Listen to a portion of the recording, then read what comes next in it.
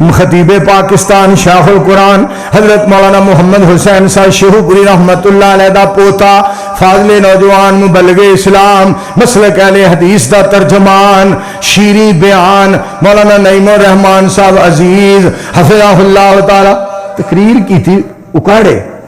मजमा में खिल रहा पुल रहा तो सुस्त जहा तो मैंने परेशान जाए तो जो आया ना फिर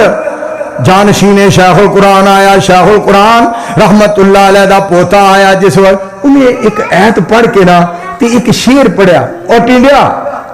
उन्हें शेर पढ़िया ऐत पढ़ के ते शेर पढ़िया बड़ा प्यारा हलीमा सादिया दा